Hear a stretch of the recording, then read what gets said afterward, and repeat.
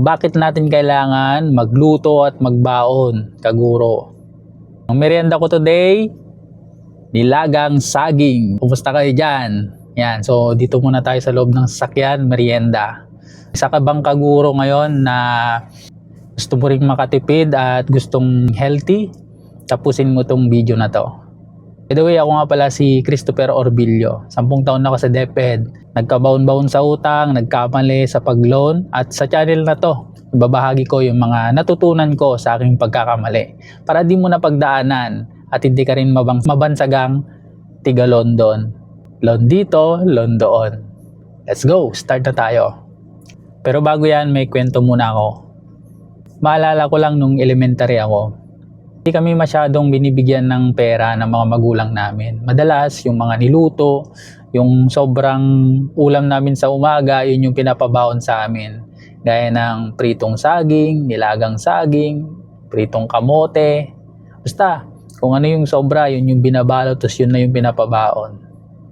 Looking back, feeling ko noon parang ang baba-baba yung tingin ko sa estado namin. Wala man lang kaming maibili ng merienda. Pero alam nyo ba mga kaguro, ngayon na-appreciate ko siya. Na-appreciate ko yung ikaw yung nagluluto, tapos ikaw yung nagpiprepare ng baon mo na gaya nito, yung mga ganito, nilagang saging. Ngayon kasi kaguro, mga nabibili natin, karamihan, kundi sobrang tamis, sobrang mamantika, at yun yung nagiging problema. Nagkakaroon tayo ng high cholesterol build up, tsaka yung sugar natin tumataas, kakaroon tayo ng diabetes. Kaya yung buhay namin noon, nung bata pa ako, sa tuwing papasok kami sa eskwelahan, na ang baon lang namin ay yung kung ano yung naluto, yun na rin yung binabalot para baon namin sa school, merienda namin. Na-appreciate ko siya. Dahil ito yung mga masustansya at kailangan ng katawan natin. Kaya ngayon, mas prepare ko magbaon ng naluto galing mismo sa bahay. Dahil kontrolado mo yung alat, yung tamis, yung mga nirerekado, walang artificial. At yun yung maganda sa katawan. So bakit natin kailangan na magluto at ipack at yun yung baon natin? Una, makakatipid ka na. Kontrolado mo yung costing, kontrolado mo yung dami ng ilalagay mong ingredients kung meron man, and at the same time, yung mga chemical, yung mga ingredients, kontrolado mo yung sukat. Kung ayaw mo ng sobrang tamis, nakokontrol mo. Kung ayaw mo ng sobrang alat, nakokontrol mo. At ang importansya niyan is para sa ating kalusugan. Nakakatipid ka na, at the same time, healthy pa yung kinakain mo. Bakit ko nga ba sinasabi to? Naniniwala kasi ako mga kaguro na kailangan nating maging healthy. Kailangan nating alagaan yung ating katawan. At sa mga paraan ay yung pagluluto, pagbabaon ng sarili nating niluto. Yung galing sa kusina natin. Dahil naniniwala ako, itong mga ganitong mga merienda, mas healthy. Mas kailangan ng katawan natin. Hindi mabilis masira yung ating mga internal organs. Ang kalaban kasi natin dito, kapag lahat ng baon natin o mini-merienda natin ay galing sa binibili natin sa grocery o kaya sa canteen. Mataas na yung presyo, and yung iba, mamantika, at yung iba naman, sobrang tamis at nakakasira sa katawan.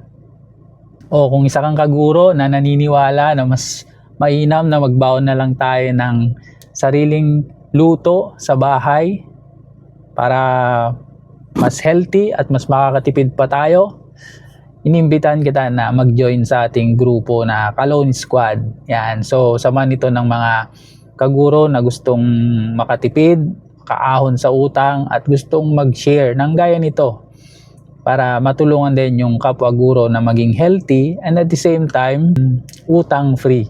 Ayos?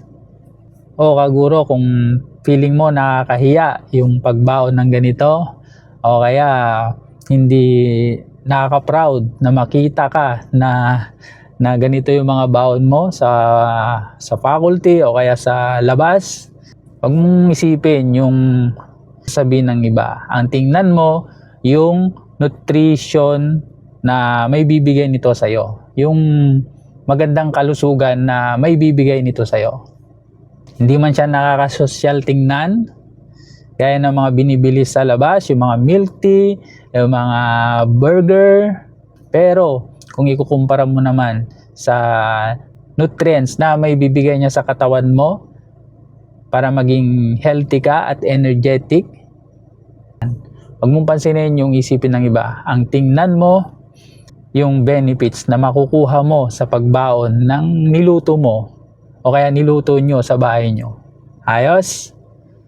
O kaguro, kung nagustuhan mo itong video na to, pa-like naman yung aking page, pa-follow naman, and pa-share na rin itong video na to para malaman din ng mga kapwa natin guro na mahalaga or yung importansya ng pagbabaon ng mga galing mismo sa kusina natin, yung mga niluto natin, instead na bili pa sa mga grocery o kaya sa mga canteen. Yan. Si Christopher Orbillo, kabaon-baon sa utang, nagkamali sa pag-loan.